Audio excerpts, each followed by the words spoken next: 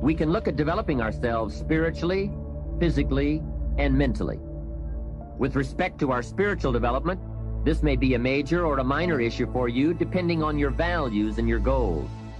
I confess to being an amateur in this field, but I think it's very wise for you and me to look at the spiritual side of our lives and decide what growth we want to experience here. Come to your own decisions as to what it will take to nourish your spiritual nature. Next, let's look at physical development. The body and the mind work together and depend on each other, so they both need attention. There's a Bible phrase that says, treat your body like a temple. So just put it in your notes, body like temple. Not a bad suggestion. Treat your body like a temple, not a woodshed. Now, in taking care of the physical, we must learn to be conscious of ourselves, but not self-conscious. We need to be aware of our physical appearance, our physical well-being, but not to the point of being self-conscious. We need to be aware, we need to take care, but some people devote too much of their day to physical appearance. Physical appearance is going to have something to do with your future, your well-being, your income, so do spend some time on physical appearance. How we appear to other people does make a difference in terms of our acceptance and our ability to function and do well in the marketplace. In fact, there's another Bible phrase that says, take care of the outside for people and take care of the inside for God. People look on the outside and God looks on the inside. Now, you might believe that people shouldn't judge you by physical appearance. Well, let me give you a clue. They do. Make sure you don't order your life based on shoulds and shouldn'ts. You'll always be confused and you'll always have trouble. The best thing to base your life on is reality. What people really do. So since people generally judge by appearance, then that's probably one thing we want to take care of. That's just part of the game. Now, of course, when people get to know you, or if they've been around you any length of time at all, they're going to judge you by more than appearance. But sure enough, people at first are going to take a look. So taking care of yourself in personal appearance is a consideration. Now, physical development also includes your good health and your well-being. You've got to spend some time on that so that you feel good in the marketplace. Get involved in some form of disciplined exercise. Keeping fit and feeling good has a positive effect on your attitude, not just your appearance.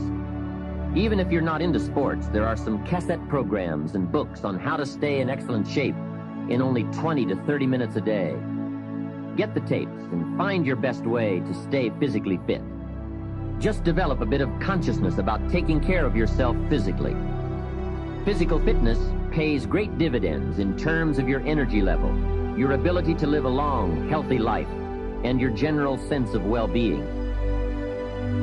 The other part of physical well-being is nutrition. There are some excellent cassettes and books on this subject for you to investigate as well.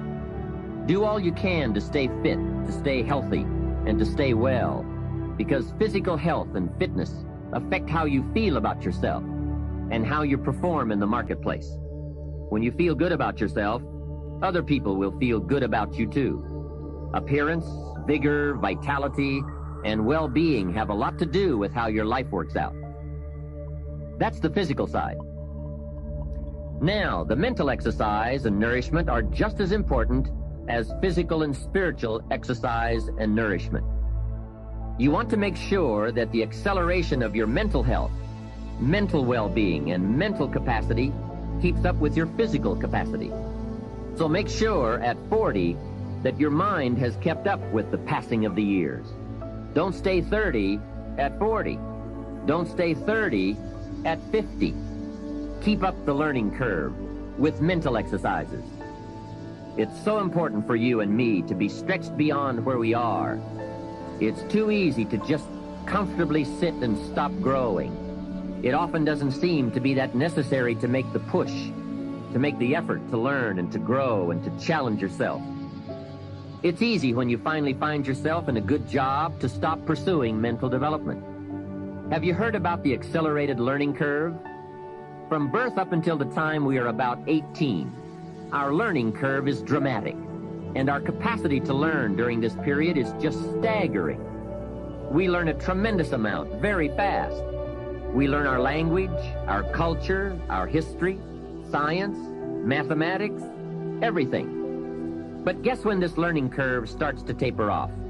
When we get our first job, usually. Now sometimes, for some people it will continue, but sure enough, here's where it usually levels off. If there are no more exams to take, if there's no demand to get out paper and pencil, why read any more books?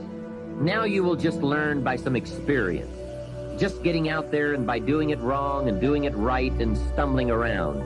You learn some. But can you imagine what would happen if you kept an accelerated learning curve all the rest of your life?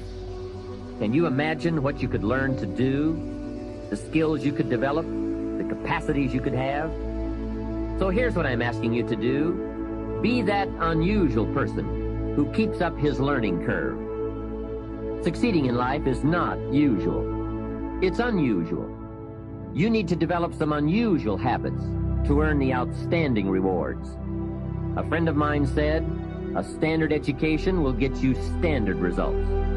You want a lot more than standard results? You need to become a lot more than a standard person. And now I've got some more good news for you. Never before in the history of the world has it been easier for someone like you or me to become educated, skilled, highly creative, innovative, and spilling over with profitable ways of thinking. I'm talking about making full use of audio cassettes like the one you're listening to now. You can turn your automobile into a professional growth seminar on wheels. I'm serious.